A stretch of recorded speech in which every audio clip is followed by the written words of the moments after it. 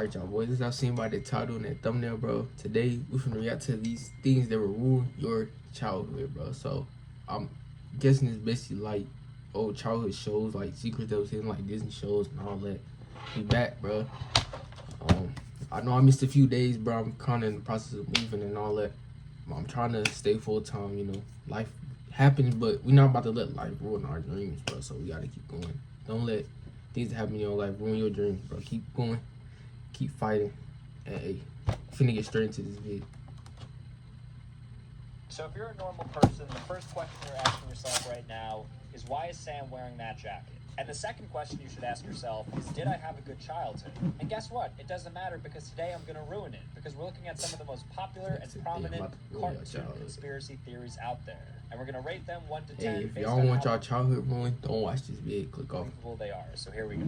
Okay, so the first one is a Pokemon one. Ash Ketchum was in a coma for most of Pokemon. Bro, comment on below if y'all ever watched Pokemon. I never been a Pokemon nigga.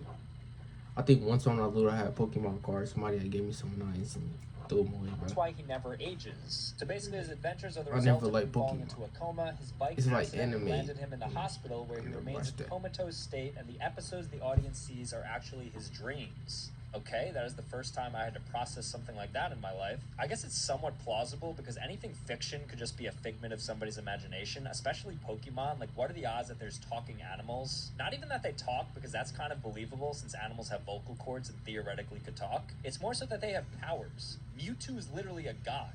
Who's the most unbelievable Pokemon? Probably Ditto, because Ditto could literally be anybody. It would make sense, though, because Ash never ages. He left the house when he was 9, and then 20 years later, and he's 9. And look, I get it, characters don't age in TV shows, but after 30 years, to be 9, and didn't he just become a Pokemon champion? So I think that's him waking up from his dreams. So I think this is fairly believable. So I gotta give this like a 7 out of 10. All the characters in Winnie the Pooh represent different psychological issues. For example, Eeyore as depression, Pooh as OCD, Piglet as anxiety disorder, and Christopher Robin represents schizophrenia. I always thought it was common knowledge that this is based off of psychological issues. And this became even more apparent when I saw Blood. The only thing I watched out here probably, I ain't seen none of that stuff. Honey, like, which is this really I ain't watched none of these shows on here, bro. Film that came out because the Winnie the Pooh IP is in the public domain. Anyways, though, I think this is 100% true. I think the author probably even said at some point this is true. I give it a 10 out of 10. I think it's legit.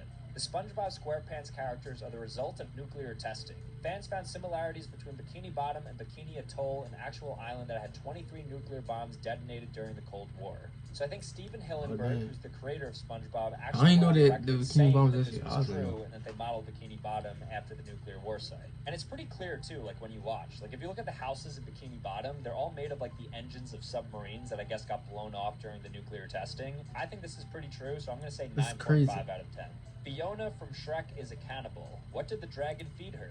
Probably all the knights that tried to come up and save her.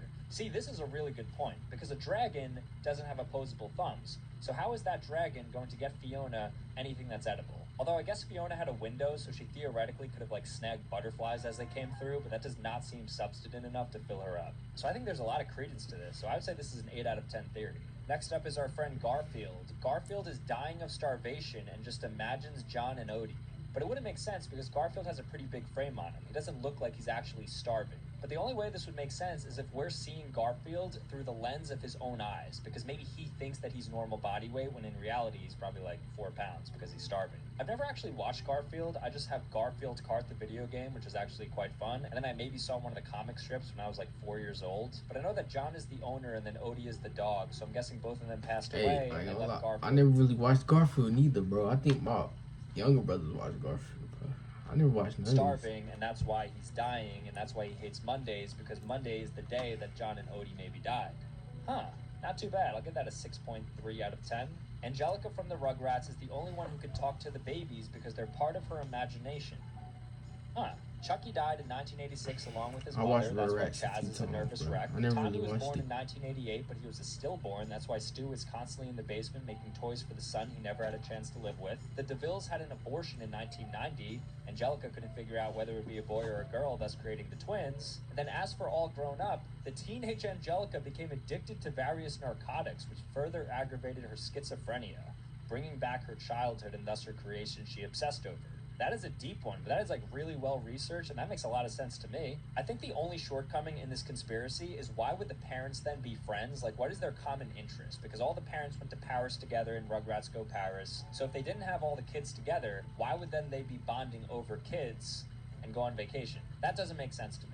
Overall, though, it's pretty well thought out. I ain't gonna lie, bro. I know it's hard to make a cartoon. Like, cartoons gotta be the most hard. Think about that, bro. Think about the background, the effects, all the cartoon, bro. They gotta be so hard. It's probably the hardest thing to make is a cartoon, bro. Then they gotta design the cartoon characters before they drop it, bro. They gotta be the hardest thing ever, bro. Okay, so this is one of my favorite ones. I'll show you guys the meme after I read this. But Princess Peach doesn't fight back against Bowser because she's attracted to him, or she suffers from Stockholm Syndrome. But either way, she's letting herself get kidnapped. Yeah, there's always this one picture that's floating around on Twitter. Everyone's like, how is Princess Peach supposedly a badass and then constantly gets captured by Bowser? It's like, well, sorry, Mario. I mean, this theory has to be real, right? Because after 40 years, you think there's some safeguard in place to make sure that Peach doesn't get kidnapped. It's gotta be the hardest stuff to make these cartoons, I think she's bro. physically attracted to Bowser. And then you have poor Mario, who's really chasing somebody who doesn't want him back. It's actually quite sad.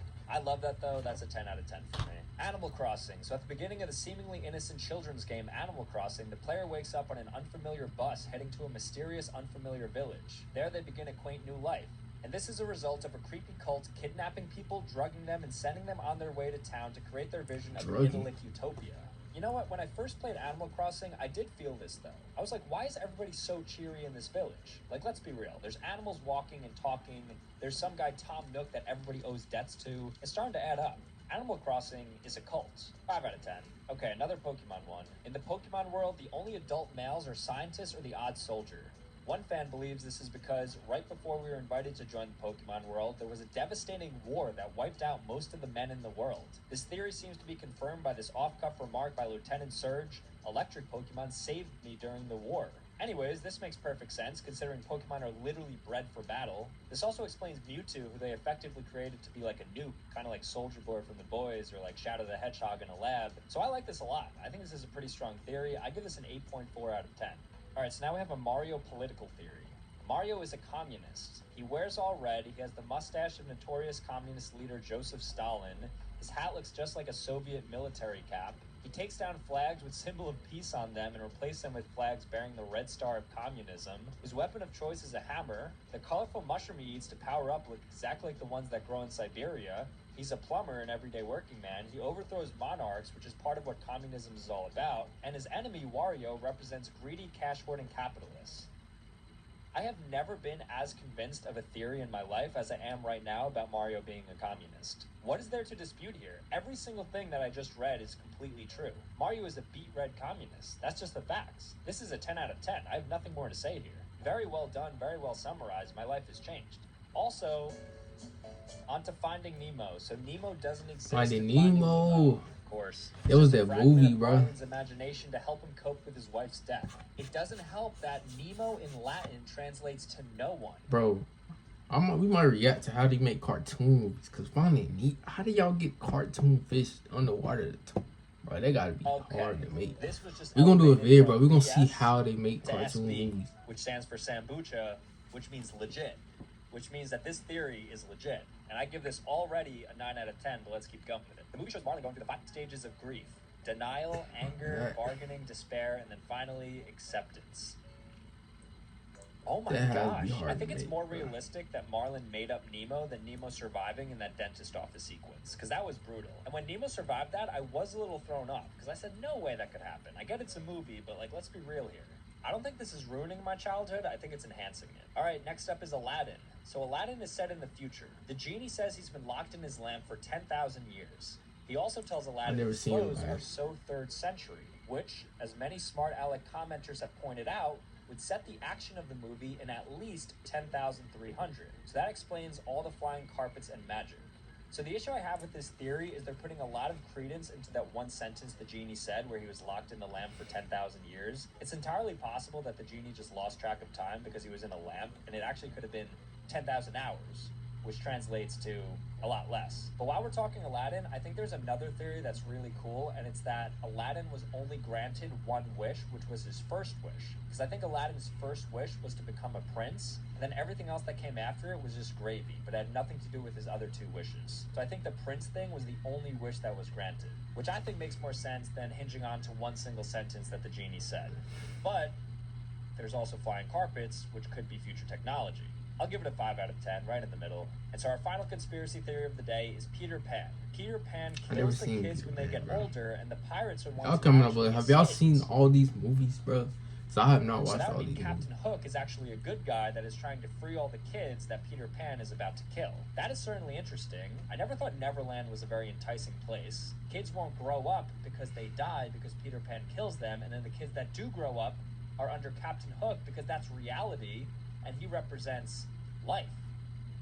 Alright guys, thanks for watching. If you like this jacket, this video, make sure to click here and here to watch other videos. Otherwise, subscribe, and I'll see you later. Peace. Alright, y'all, bro. Y'all let me know. Have y'all seen the movies? Or let me know, bro. Do y'all know how they make cartoon movies? Like, we might do a reaction video to see how do they create that, bro. Because that gotta be the most hardest thing to do. Especially when it's like under the water animals and all that, bro. I know they gotta be stressful, bro. Real, I give it to them, bro. They did it, bro. But alright, y'all, I'm gonna catch y'all on my next vid. Comment down below. Let me know if y'all seen these movies, how y'all feel about this topic. I'm gonna catch y'all on my next vid. I'm out. Peace.